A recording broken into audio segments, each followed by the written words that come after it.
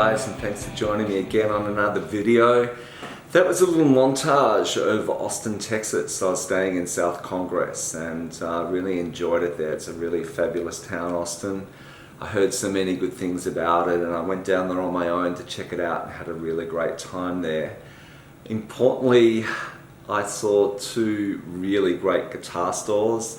This video is by no means any definitive video of what Austin has to offer with guitars. It was just my journey there for a couple of days.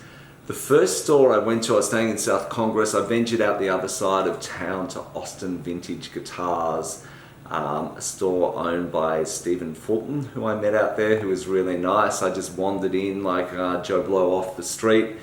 And my first impression was probably a little bit of intimidation. I mean, such beautiful guitars out there. It's also very purpose-built and lovely building, and just looking around, it's just literally, you could almost find anything out there.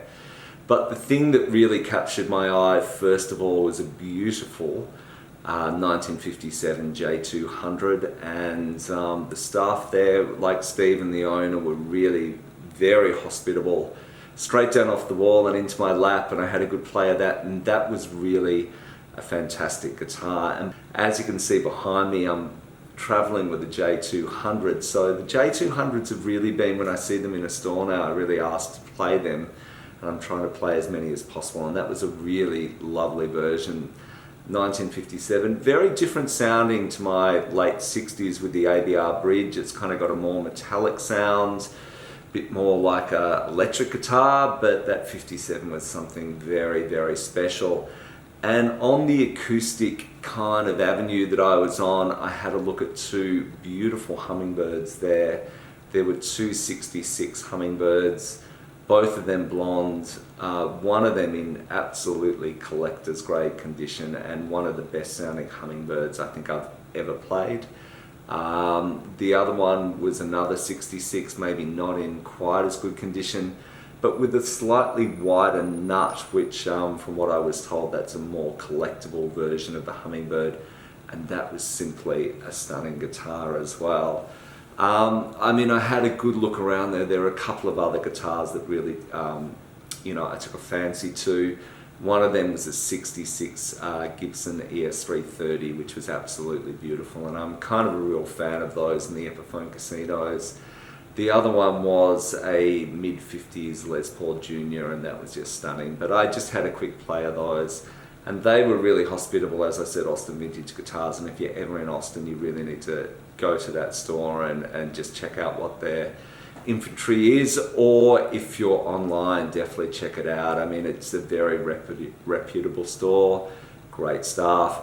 Now the next store I moved to was a little closer to South Austin. This was one that was recommended to me, and that is South Austin Music.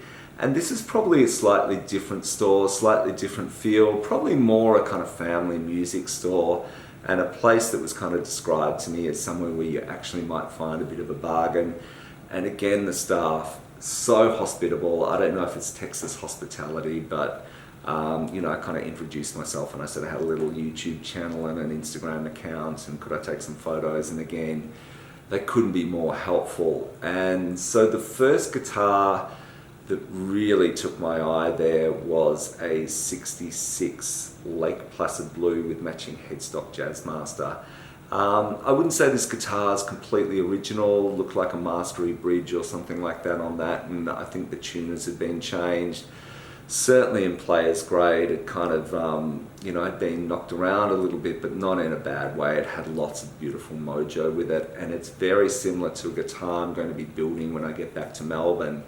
Played that. That is a simply beautiful guitar. Another guitar that really captured my imagination there was an early 70s Gibson Sg Custom with gold hardware and walnut, and that was a really super guitar. Like just felt great. Just again, loads of mojo. But probably the piece de resistance, I think, of my Austin visit was at South Austin Music, and it was a 1964 Sonic Blue Stratocaster, and I'm a huge Beatles fan. I make no apologies for that, not that I would ever need to, But this is very, very similar to the guitars that both John Lennon and George Harrison got in 1964 when they were making the Help album. You know, according to stories, they sent out Mal Evans out in London to pick up some Stratocasters, and he bought 2 Sonic Blue ones. Of course, Harrison later painted his in all the Dayglow colours. And apparently what's happened to Lennon's one, nobody knows, whether Yoko still owns it or not.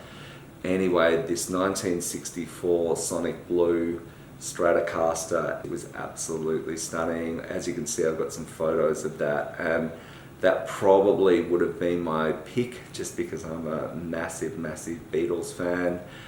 So that's the end of the video for that. I had a great time in Austin. From there I went to New York, and I'm going to make another video about that. Visited some great guitar stores, and today I visited some great guitar stores in Nashville. As I said, these aren't definitive videos, they're just kind of a travelogue of things that really captured my imagination while I've been on the road. So anyway, thanks for watching again, and I'm going to make another video about what we saw in New York, and we saw some fantastic guitars. I went out with a friend of mine, Greg Delves, and we saw a couple of really lovely stores and some great stories there. So thanks for joining me again, and I hope to see you on the next video very soon.